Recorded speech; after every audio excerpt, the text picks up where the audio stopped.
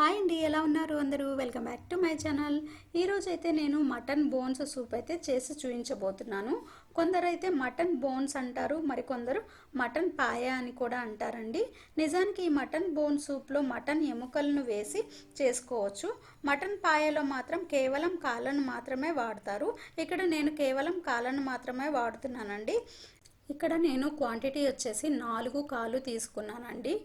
వీటిని బాగా కాల్చి ఇస్తారు. మనకి లేతవి తీసుకుంటే మనకి తొందరగా ఉడికిపోతాయి, అలాగే టేస్ట్ కూడా ఉంటుందండి. దీంట్లో మనకి తినడానికి ఏమీ ఉండదు, కానీ హెల్త్కి చాలా మంచిది అనమాట. కాలుస్తారు కాబట్టి బాగా బ్లాక్గా ఉంటాయి.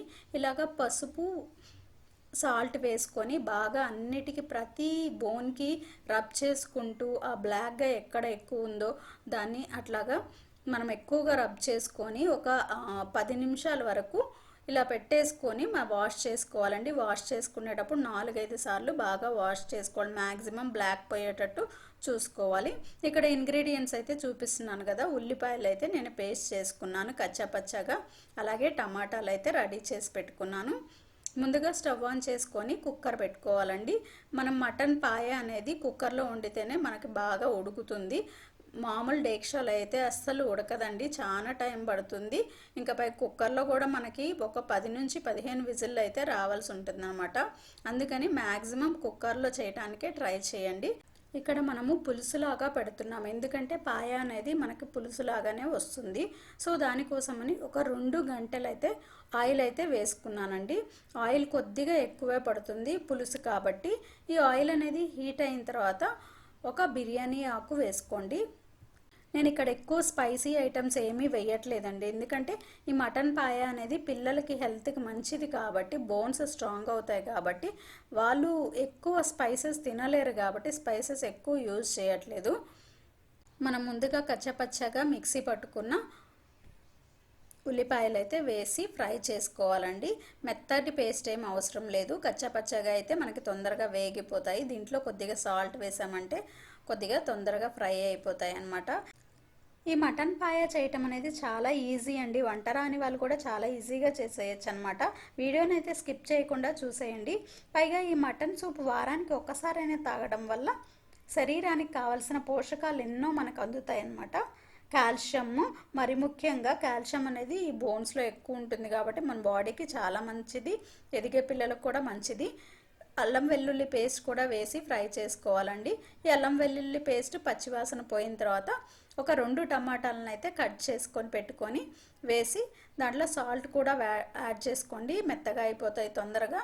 ఇవన్నీ బాగా మిక్స్ చేసుకొని మనకి టమాటాలు మెత్తబడే వరకు ఫ్రై చేసుకోవాలి. ఏదైనా ప్రమాదం జరిగినప్పుడు, ఎముకలు విరిగినప్పుడు డాక్టర్లు సైతం ఈ బోన్ సూప్ తాగమని సలహాలు ఇస్తుంటారండి. ఎందుకంటే బోన్ సూప్లో ఎక్కువ పోషకాలు, ఖనిజాలు ఉంటాయి. చూసారు కదా, ఇట్లా మనకి ఈ టమాటాలు అనేవి మెత్తగా పేస్ట్ లాగా అయిపోతాయి, తొందరగానే ఉడికిపోతాయి. ఇప్పుడు మనం నీట్గా వాష్ చేసుకున్న ఈ లెగ్స్ని వేసుకోవాలండి. వాష్ చేసే ముందు బాగా 4 నుంచి 5 సార్లు వరకు బాగా రబ్ చేసుకుంటూ వాష్ చేసుకోవాలండి. ఈ బోన్స్ మనము కొనే ముందు లేతవి తెచ్చుకుంటే మనకి తొందరగా ఉడుకుతాయి, లేకపోతే కనీసం ఒక 20 విజిల్స్ వరకు పడుతుందండి. మనము లావుగా ఉన్నాయి సెలెక్ట్ చేసుకున్నాము అంటే ఎక్కువ విజిల్స్ పడుతుంది. సో లేతవి అయితే మనకి తొందరగా ఉడికిపోతాయి. ఇప్పుడు మనకి పీసెస్కి తగ్గట్టు సాల్ట్ అయితే యాడ్ చేసుకొని బాగా మిక్స్ చేసుకోండి. చాలా సింపుల్ రెసిపీ అండి, ఈజీ. కొద్దిగా ఓపిక చేసుకొని మనము వారానికి ఒకసారైనా ఈ రెసిపీ పిల్లలకి చేసి పెడితే వాళ్ళ బోన్స్ అయితే స్ట్రాంగ్ అవుతాయండి. మనము అన్నెసరీ ప్రోటీన్ షేక్స్ అవి ఇవి చేసే కన్నా ఇవి వెజిటేరియన్ కాకుండా నాన్ వెజ్ తినే వాళ్ళకైతే ఇది మంచి రెసిపీ అండి. చూసారు కదా, ఇక్కడ నేను 1.5 స్పూన్ కారం వేసాను, 1 స్పూన్ అయితే గరం మసాలా పౌడర్ వేసానండి. ఈ గరం మసాలా పౌడర్ అనేది ఇంట్లో ప్రిపేర్ చేసింది. ఒక చెక్క, 2 లవంగాలు వేసుకొని దాంట్లోనే ఒక 2 స్పూన్లు ధనియాల పౌడరు, యాలక్కాయ 1 వేసి బాగా కొద్దిగా కొబ్బరి కూడా వేసాను. కొబ్బరి వేసి మిక్సీ పట్టుకోండి, సరిపోతుంది. బయట కొన్న గరం మసాలా కన్నా మనం ఇది అప్పటికప్పుడు ప్రిపేర్ చేసుకొని వేస్తే ఏ కర్రీ అయినా కానీ ఏ నాన్ వెజ్ కర్రీ అయినా కానీ మంచి టేస్ట్ వస్తుందన్నమాట.